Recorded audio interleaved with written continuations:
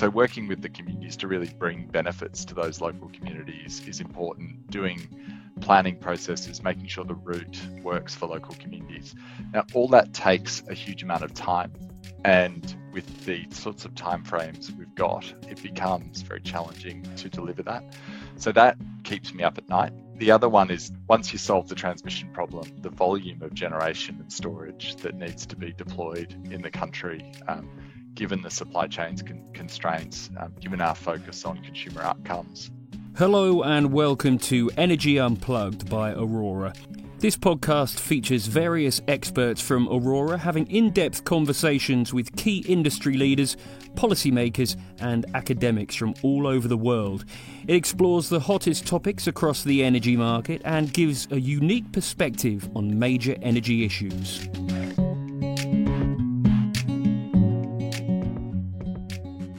Welcome to Energy Unplugged. I'm Hugo Batten, Managing Director of Aurora in Australia and California.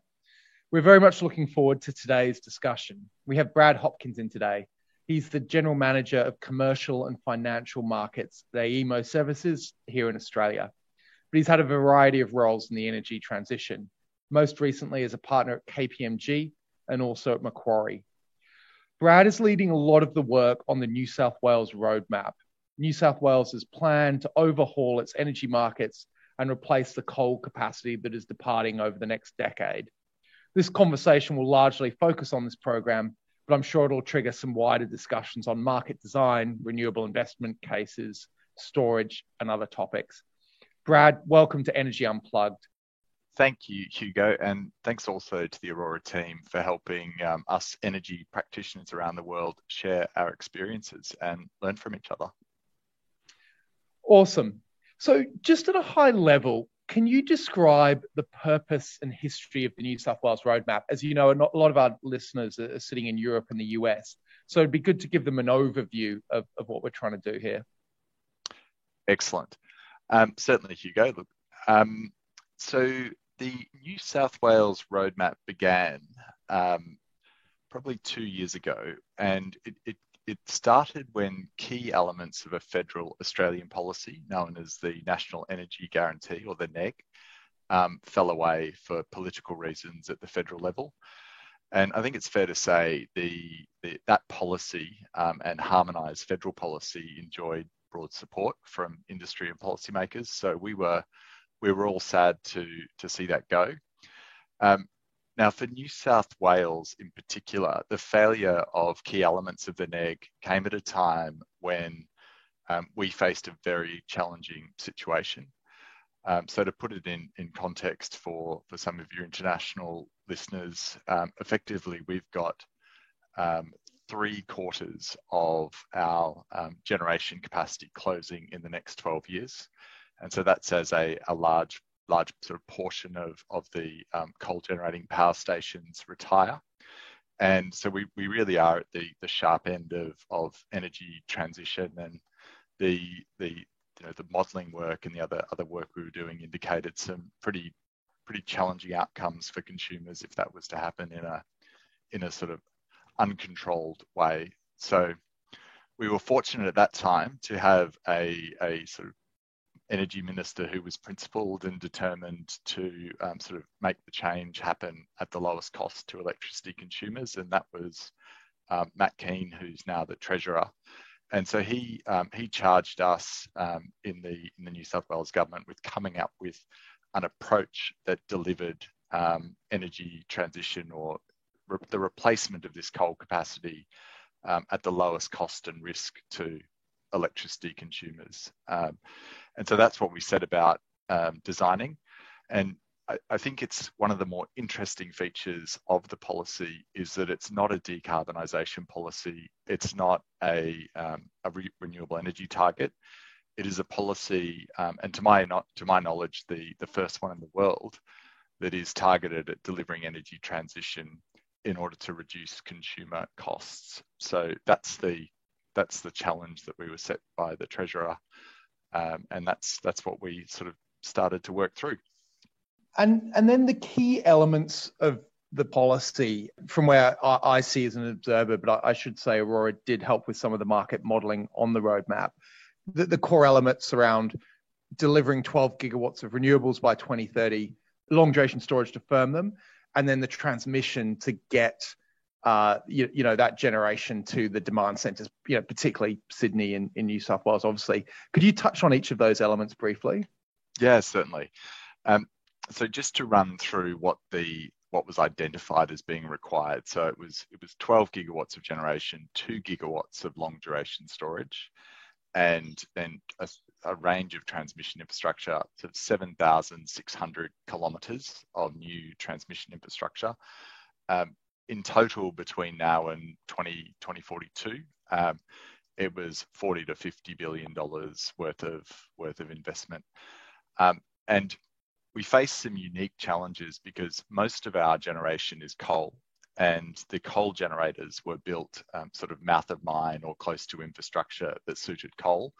Now that is somewhat distant from the renewable energy resources. So large chunks of our transmission network need to be redeployed or rebuilt in order to support lowest cost generation.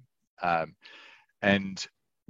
starting with transmission, it's by far the most challenging aspect of the roadmap, and we've established a business within New South Wales government called Energy Corporation of New South Wales, and they are charged with a lot of the transmission planning work around that 7,600 kilometres.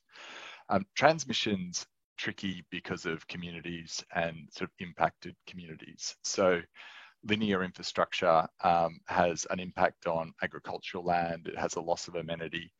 And one of the key parts of the transmission strategy of the roadmap is to make sure that locally affected communities benefit from the construction work that goes on in their backyards. So there's a series of plans around sort of community engagement, employment, and other things in economic terms to recognise the externality that we're imposing on those local communities by them hosting generation.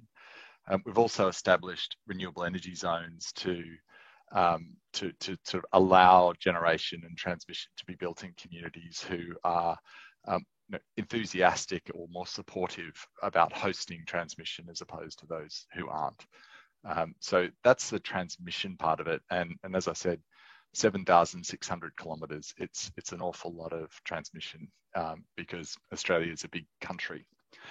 The next is the generation. So 12 gigawatts, it's technology agnostic, but we do expect at the moment that that wind and solar, in particular wind, will be the lowest cost source of generation. So we're expecting that to drive a steep decarbonisation in our generation mix.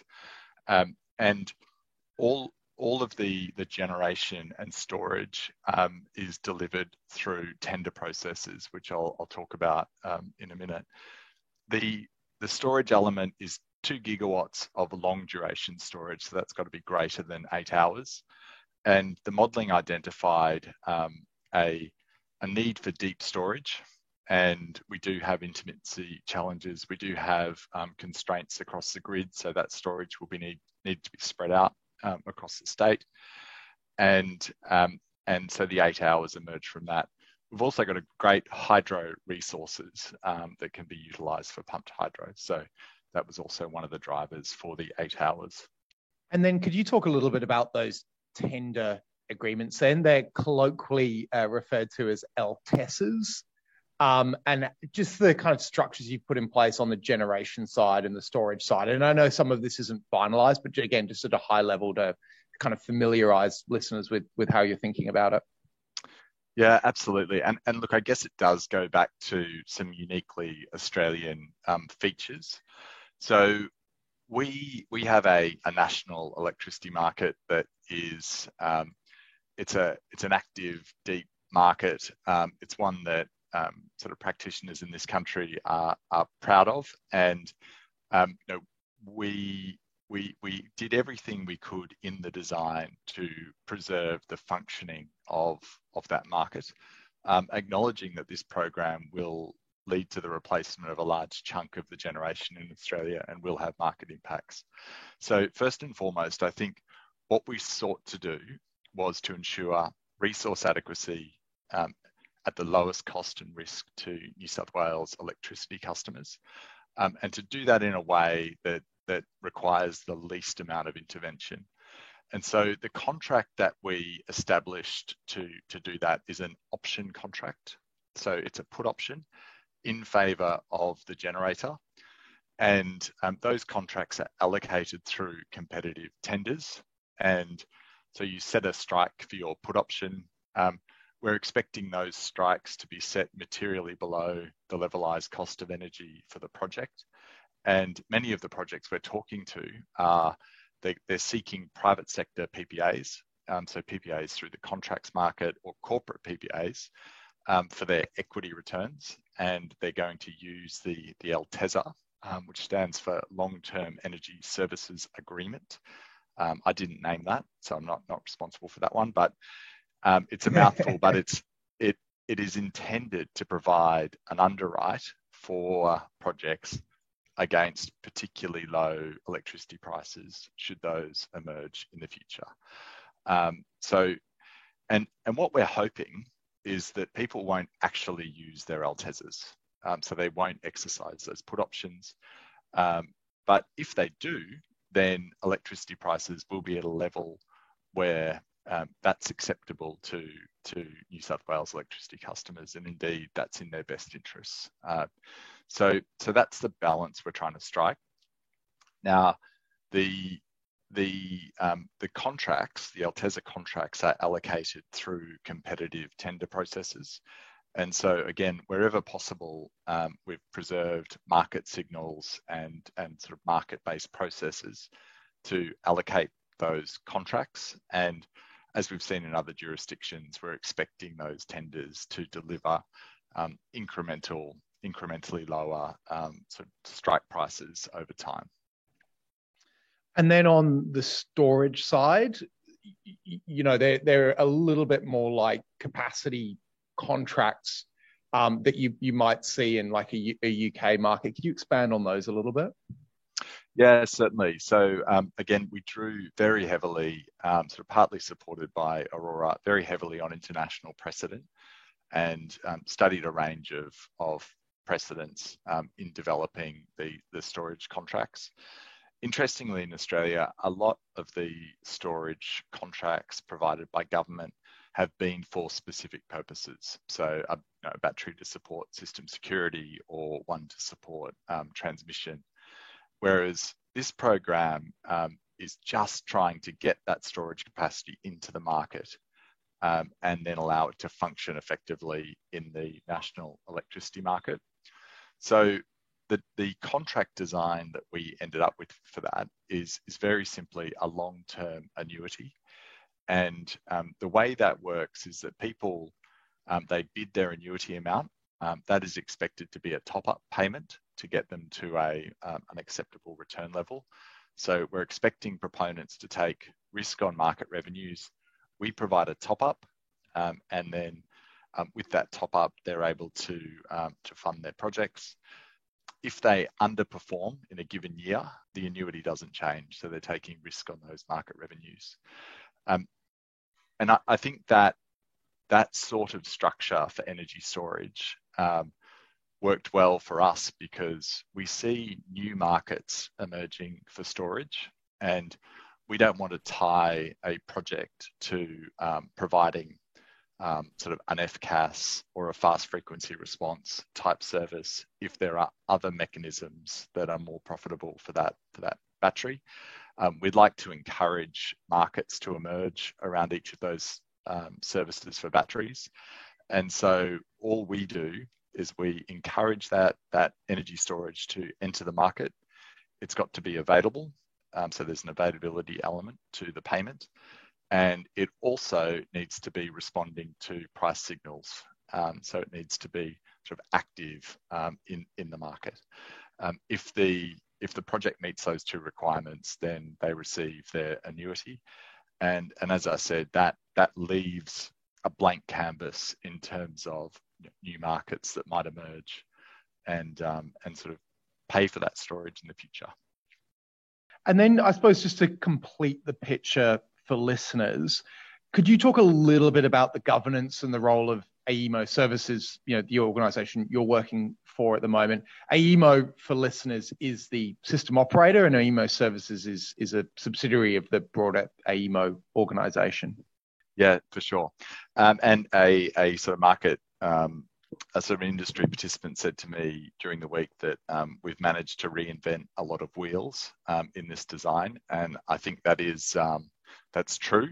And we tried to limit our reinvention to wheels that needed to be reinvented, and one of those is the governance around the roadmap. So Treasurer Keane was enthusiastic about the energy transition being delivered at the lowest cost and risk to New South Wales electricity customers. In order to achieve that outcome, he wanted the decision making about the roadmap to be separate from government. And the reason for that is that in Australia, energy and energy transition is deeply political, and so people can sort of have shorter term views that for political reasons become misaligned with that fundamental objective of delivering electricity at the least cost and risk to consumers. So in order to preserve that objective, the New South Wales legislation contemplates a role for an entity called the Consumer Trustee. And the Consumer Trustee is charged with making decisions about what new generation and storage and also transmission is required in New South Wales, and then running market-based processes such as tenders to bring that generation, storage and transmission into the market. Now, the reason that is important is because from a governance sense, you've got a single entity that is accountable to electricity customers for making those incredibly difficult and complex decisions. And in order to help AEMO Services, where I work, to make those decisions, we publish a report called the Infrastructure Investment Objectives Report, so the IIO report. And that sets out a 20-year view on what we think is required in the energy system in terms of storage, generation and transmission. And we then update that report periodically. So it's a minimum of 2 years, but there's interim reports and updates that are being made to it. So as supply and demand in the market changes, we can pull levers and provide a clear signal to the market about what we think is required, and then proceed with tenders to implement it. So all of that is contained in this entity called the Consumer Trustee, and it's a subsidiary of AEMO called AEMO Services that has been appointed to that role of Consumer Trustee. It's got an independent board that's sort of staffed with very highly qualified directors who are from financial services and business and used to making risk-based decisions. And so we're sort of excited to be getting underway with supporting energy transition through the tenders. That's super clear. And for our listeners in the US, it's a little bit reminiscent of CAISO's Integrated Resource Plan, IRP process. You've touched on this theme a few times as you've described the program, but I think almost all energy markets are going through this balancing act, deregulated energy markets, where they want to preserve competitiveness and price signals and have risk set where possible with the private sector. But at the same time, they want to manage a once in a generation turnover of their generation fleet in a very relatively short amount of time as we decarbonize, whilst keeping the lights on and prices down. Could you talk a little bit about the principles that kind of guided your decision making here? You kind of touched on, look, we wanted these contracts to have as little impact as possible on private contract markets, and we still wanted to see people strike private contracts. I think that's a great example.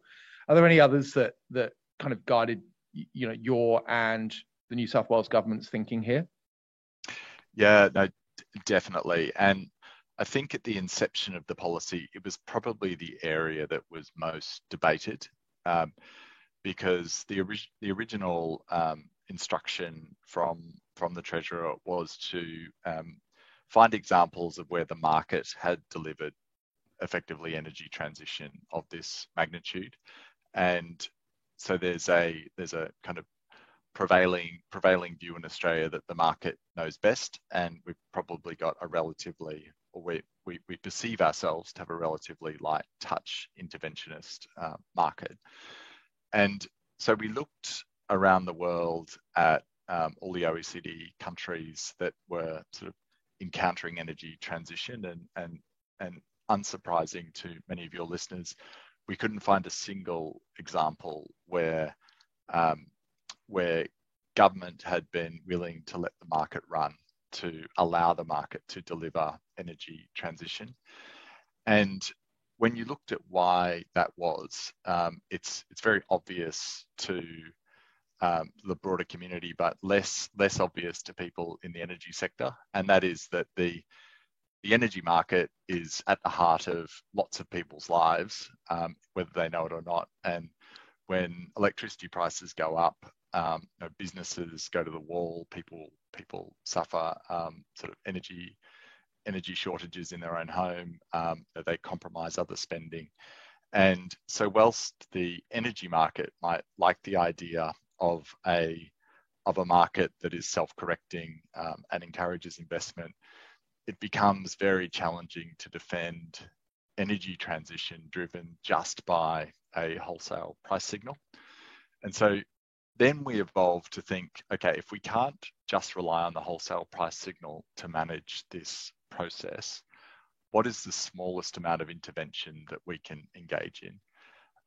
And so that's when we ended up with the option contract structure, which again, I haven't seen sort of much precedent for that around the world at the sort of scale we're talking. So it really is an insurance product that's a form of financial support. So, and that is to protect projects against future risk that is beyond their control. So unusually low electricity prices, changes in law, changes in market structure that fundamentally undermine it, just to take out a little bit of the risk, because we think taking out that risk delivers a lower cost of capital, and that lower cost of capital will drive better consumer outcomes. So in terms of our impact on the market, we really tried to sort of hold back on sort of impacting it too greatly. But nonetheless, it's a resource adequacy policy, so it is going to have an impact on the market. And one of the criticisms we faced when we announced the policy was that we were forcing in large volumes of generation, and that would drive prices to unsustainable levels. And really happy to talk about that critique. So once we have the contract design or the option mechanism, then we look at how do we allocate it. And like many markets around the world, we're looking to develop competitive tenders to do that. We want to have very much a market focus and a customer focus in how we do it. So we're viewing the LTESA as a product, and we are taking that product to market. And we're focused on doing design and delivery with customers, investors, developers. So trying to develop sort of under the leadership of our CEO, Paul Verscha, very much a customer-focused organisation. And again, that ties back to running effective competitive processes and delivering the best consumer outcomes. So we're striking a balance between intervention and sort of market tools to deliver that intervention. In terms of the ambition, which is high, again, for international listeners, the NEM is about a 200 terawatt hour per annum market, and New South Wales is a big chunk of that, obviously, is the most populous state. The goals that have kind of been set for 2030 are, as we said, 12 gigawatts of generation, predominantly renewables, solar and wind, 2 gigawatts of long duration storage to firm that renewables, and then, as you said, quite a lot of transmission to support it as well. What are the major challenges going to be to delivery of that? We talked about social license for transmission. We've also got supply chain concerns globally. We hear a lot from our subscribers that prices for solar, wind, and batteries have gone up anywhere between 10 and 30%, depending on where you are in the world. What keeps you up at night, I suppose, as you're thinking about deliverability here? Yeah, no, look, it's a great question. There are a whole range of headwinds that we face. So firstly, the targets that were set by Parliament, so the New South Wales Parliament has actually put into the statute minimum requirements, and those have been established, I think, to reflect the closure of all the coal and what it would take to replace all of that, all the coal-fired generation that's expected to close. And what those high targets have done is to catalyse the magnitude of the change that we're facing. So no one's under any illusions that there's a large job to be done. Whereas I think previously there was a perception that it could be done in increments and it could be done sort of in an ad hoc way. And so in that sense, those targets have been very helpful because it signals to international investors, it signals to the market, there is a lot of work to be done, and sort of come on board and help us do it. And we've certainly seen the policy lead to lots of inbound interest from international investors, people setting up businesses here, people sort of focused on sort of delivering energy transition with us. Now, delivering those 12 gigawatts does face a lot of headwinds, and I agree, Hugo, first and foremost, it's transmission. And you can't, if you build transmission in a way that is not supported by the local community, in democracies like ours, those communities have a voice. They push the projects out of their regions, and therefore transmission and renewables build out gets moved to places that are less optimal in terms of resources. Now that ultimately costs consumers money because the transmission is more expensive, the generation is more expensive on a per megawatt hour basis, and consumer costs go up. So working with communities to make sure that the transmission is built in a way that is supported by those local communities is absolutely critical. And like the UK example, where and Australia is different, but in the UK, the sort of the movement of onshore wind to offshore is an example of where costs have been sort of pushed up in the short term in order to deliver a social license outcome. So I think Brad, I think it's worth noting that even in Australia, which has fairly ample onshore resource, the Victorian government has set a 9 gigawatt, I think by 2042 target. So, listeners in the UK might be surprised that Australia's banging into these social license issues in the same way, but it's absolutely happening in New South Wales and Victoria. Yeah, and it is all social license. So we've got plenty of land, but people do not want to look at transmission lines. And so working with the communities to really bring benefits to those local communities is important. Doing planning processes, making sure the route works for local communities. Now, all that takes a huge amount of time, and with the sorts of timeframes we've got, it becomes very challenging to deliver that. So that keeps me up at night. The other one is that just the volume of once you solve the transmission problem, the volume of generation and storage that needs to be deployed in the country, given the supply chains constraints, given our focus on consumer outcomes. So we are never going to blindly write contracts to try and achieve a target. We're delivering energy transition at the lowest cost and risk to consumers. So we have to be disciplined in how we deliver that. And and that that means it might take a little bit longer, but the consumer outcomes are sort of what we're focused on.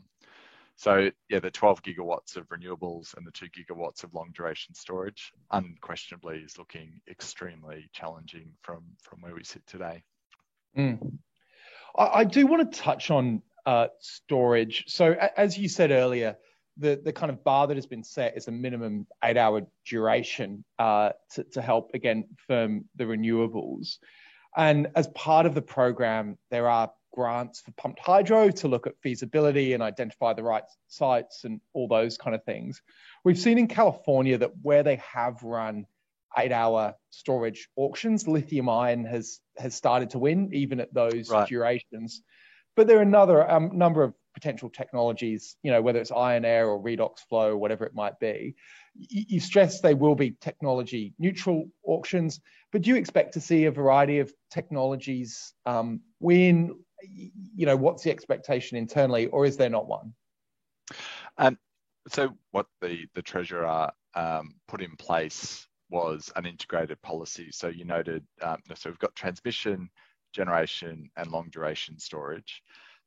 Another plank of that policy was a grants program. So a series of grants given out to prospective pumped hydro projects to undertake geotechnical studies and other studies. And they were sort of 5 to sort of 15 million in terms of range. So decent chunks of money to dedicate to the early stages of projects. The purpose of that grants program was to drive increased competition in the LTESA tenders for storage. And so if you look at other markets, you've got a barrier to pumped hydro projects coming to market because they can't compete in tenders against lithium ion if they haven't done their geotechnical studies and they haven't done their procurement.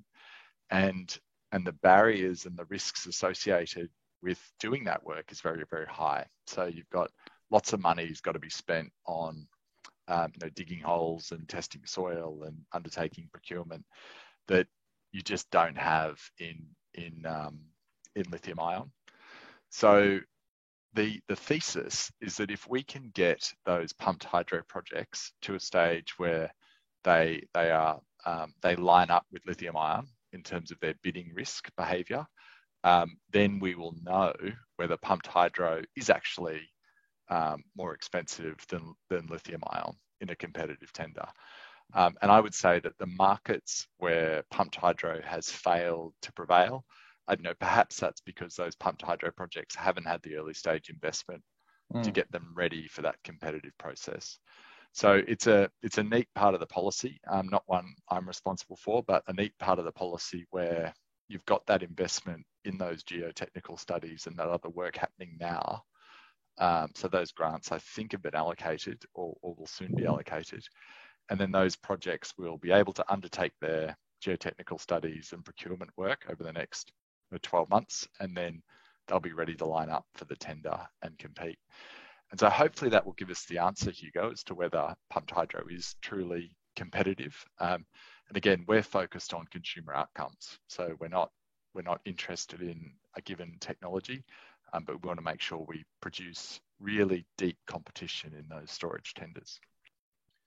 This is perhaps a little bit inside baseball, but how do you think through the role of market modelling here? Aurora is obviously a market modelling company. We think it's important. At the same time, all models are wrong, but some models are helpful. As you think through this kind of long-term process, running these auctions, where has market modelling been helpful in adjusting or informing your thinking? Yeah, so I am a big fan of both of market modelling and of discussing its limitations. So I really think that there's in complex planning decisions where you're spending tens of billions of dollars, you need to have a basis for the decisions that you're making, and market modelling is one source of those decisions. If you compare it to the other tools that we've got for decision making, I think it stacks up fairly well. whilst acknowledging that it's very, very challenging to make long-term predictions. And interestingly, we've got, so Paul Versh is the CEO, and Graham Eady has joined us in a GM of financial markets role recently. And they're both sort of long experienced traders. And their view is that all future outcomes in the market are random, which changes the perspective that you bring to something like an investment or a sort of allocating a contract to someone. And so in that context, you've got another mindset or another frame of reference to bring to those decision making, the sort of the making of decisions around how do you deploy consumer funds and consumer risk in making decisions. But having said that, modeling's great and there's benefits, I think there are real limitations to many of the models that are in the market, and Aurora is definitely at the strong end of this, and we've been really grateful for your support and input. I think things like volatility measures, some of the non-equilibrium events that drive consumer outcomes. I think we need to focus more on, certainly in Australia, which is a volatile market, need to focus more on understanding the non-equilibrium events and understanding their impact on consumers, and perhaps thinking about mitigating some of those risks. Whereas equilibrium-based models, which by their nature don't look at those non-equilibrium events, perhaps there's a bias there away from dealing with some of those challenges that emerge. But yeah, I am sort of probably at the dumb end of understanding sort of models and how they work, but they've certainly been helpful in our journey. I do want to spend, just in the time we've got left, a little bit of time on your career. So you've moved between the public and private sector. Particularly your work in the private sector, how has it informed what you're doing now? Like you're at the heart of a lot of the big renewable transactions in Australia in your previous career at KPMG. How has that kind of on the ground experience impacted the way you're thinking about policy at the New South Wales government and now AEMO services? Yeah, I started in renewables in the UK and working at Macquarie, and at that time it was it's probably like 10, 15 years ago now, so sometime in the dark past, and the sector was really getting established as a category of investment, and that led me to, as an investor, kind of critiquing lots of different policies around the world. So we had a global mandate, and we're investing in all sorts of fascinating places, and lots of policy experiments going on around the world, and things from ROCs and feed-in tariffs and kind of everything in between, top-up payments. And so looking at all of those tools, as an investor, we would form views on how to make money out of them. So how to kind of bid into these processes, take advantage of favourable regulatory regimes, and sort of very purely and simply like generate outsized returns for taking the risks that we were taking. And I think as a sort of policymaker and as an implementer, that sort of behaviour is great at the fringes, because it encourages investment, it encourages new markets to open. And Macquarie was fantastic in that it was willing to to be really thoughtful about what it did and to take on some significant risks. So we had wind projects in China and Chile and South Africa, had sort of decarbonisation projects in Uzbekistan. So in some places and projects that you wouldn't find traditional banks. But as energy transition progresses, we need to deliver lower risk, lower cost energy transition for consumers. And I think that brings in the need for a different category of investor and a different sort of mechanism for bringing in those investors. So it's sort of the move from the niche to the mainstream. And I think those lessons that were learned through the investment cycle and understanding what drives those investment risks and investment returns has really motivated sort of the team and myself to look at ways we can reduce risk for investors, but not increase risk for consumers. And so to reevaluate, I think the risk allocation in the electricity market, and to think about that in a way that's optimal for consumers. And I don't think we've got the right answers yet. I certainly don't think the current market design allocates those risks in an optimal way. But I'm sure that with the help of market modelers and practitioners around the world, we can figure out a risk allocation that is most efficient for those. So I think that's been the lesson, and the journey for me has been one of sort of experimenting in lots of different policies and markets, and then trying to develop one here in New South Wales that delivers transition at the least cost and risk. Terrific. And one final question, and I ask this of all the participants that I chat to on the podcast. Who do you read or listen to in the energy space that you think is always good, thought-provoking, and actually kind of relevant to your role and thinking? Is there anyone that springs to mind? So what I really value is catching up with random people in the market. So whilst I acknowledge there's some fantastic commentators out there, I've been aware that we just get stuck in our views around things, and certainly Australia is a small market. We all speak to each other. We all influence each other. And so you've got to go, I think, to have your thinking challenged, you've got to go to places that you don't ordinarily go to. So people like Craig Memory, who has, so he's a consumer advocate in Australia. I like to bounce. Good Twitter follow. Oh, is that right? Yes, okay. Very good on Twitter. Mercifully, I've managed to avoid Twitter. But yeah, I like taking ideas to Craig to critique. I also, I've got a forum we established called the Developer Panel. And so we take ideas to that panel and they get critiqued.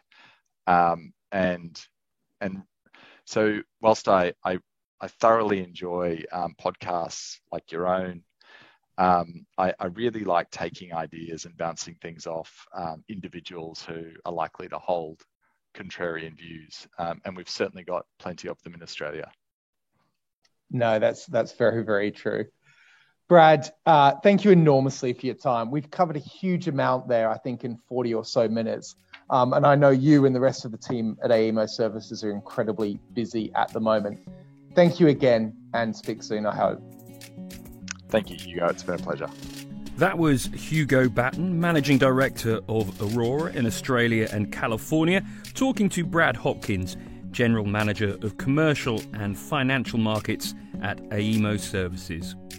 Do keep an eye on our podcast feed for more in-depth conversations with senior members of the energy industry.